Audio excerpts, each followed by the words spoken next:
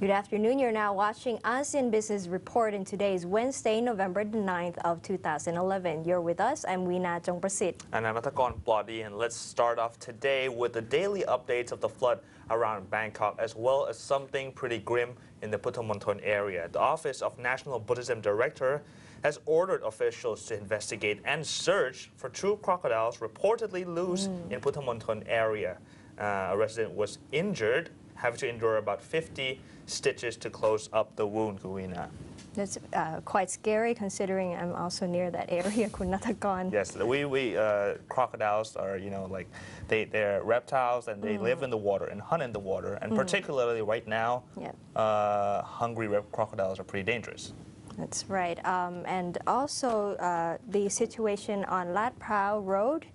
The floodwater is already still near Lat Prao Soi 43, the inbound, Lat Prao Soi 46 on the outbound, but the floodwater has already moved towards the bridge crossing Bang Sư Canal, and water level there is around 60 to 120 centimeters. And the small vehicles are said not to be able to pass the Pawana intersection. So it looks like I'll be safe for now because I'm also in that area. However, the 101 Soi Lat Prao, it's going to be under threat from water pretty soon, as well as Lat Prao 87, where I live. At the end of the Soi, water has started to come up and the lower parts of the Soi.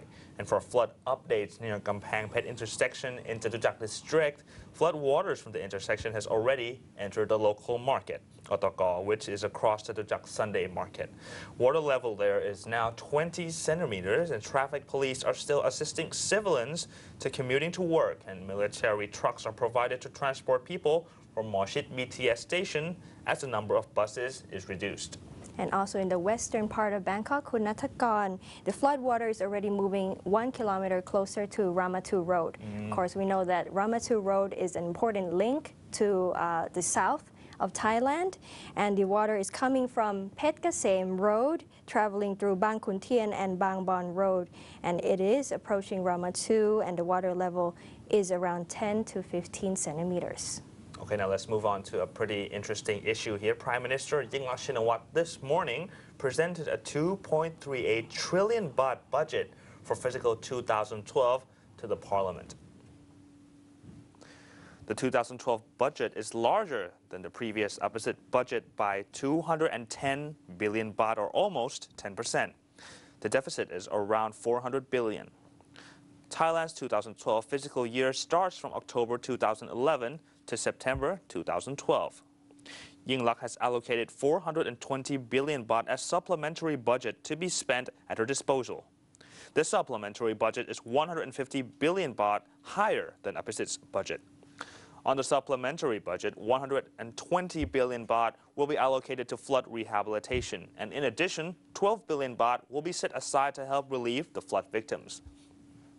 The parliamentary budget debate is taking place for 2 days, and the opposition Democrat is likely to bring the government to task over its alleged mismanagement of the floods, which have destroyed the manufacturing and farm production of the country in the central region.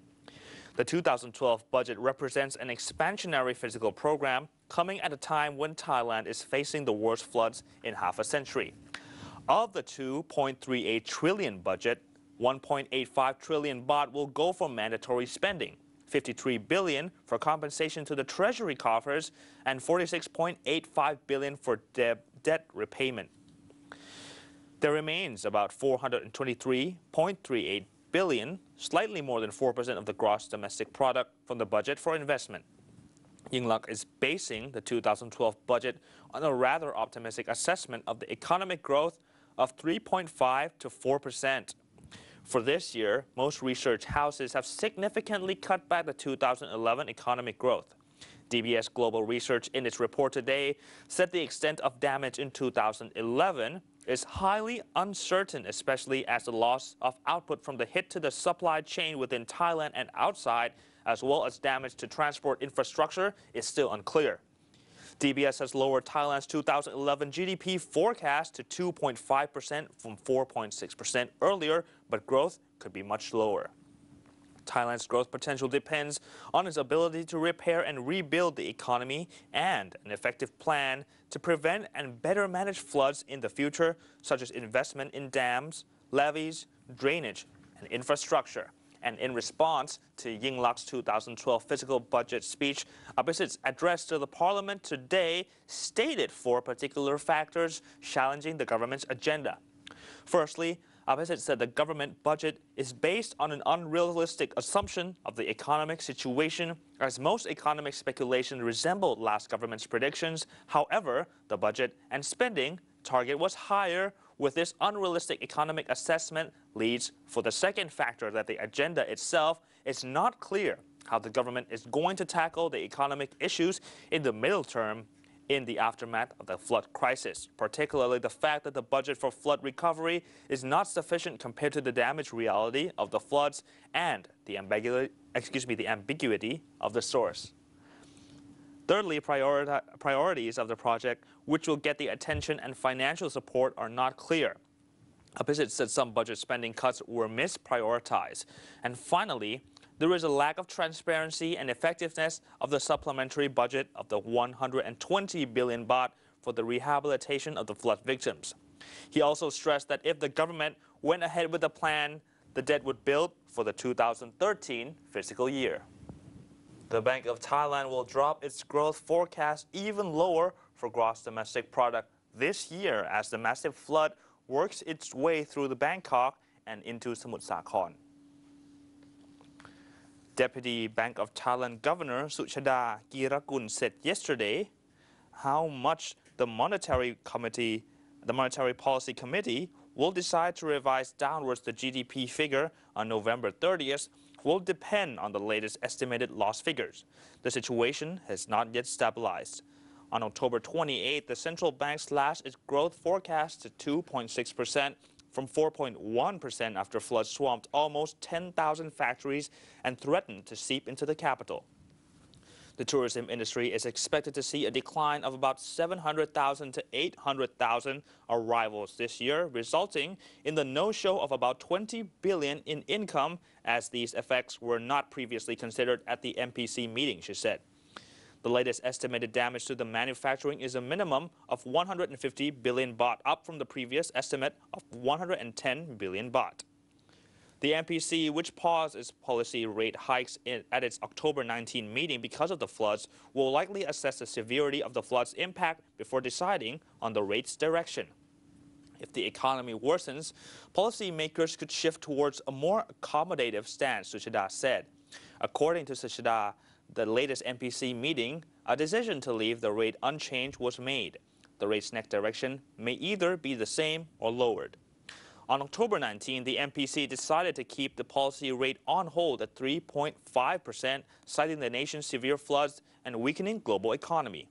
Tisco Wealth expects that the Thai economy to expand only 2% this year if the government fails to fix flood problems within a few months and areas of inner Bangkok are seriously affected. In the worst-case scenario, the fourth quarter economy will contract. Tisco Wealth will re-evaluate the 2012 situation. It noted that manufacturing should recover quickly if the machinery in inundated industrial zones is not significantly damaged. The cabinet yesterday approved 3.1 billion baht to be spent on compensation for flood-hit Bangkok residents. The Bangkok Metropolitan Administration has been instructed to look into people's eligibility for compensation within 2 weeks, with each eligible family entitled to 5,000 baht.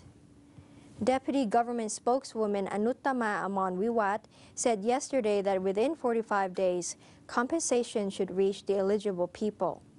She added that the preliminary information shows 621,355 families in Bangkok had suffered from the floods. However, only families whose houses have been submerged by flash floods or left swamped for at least 7 consecutive days, which has damaged their properties, are eligible for compensation.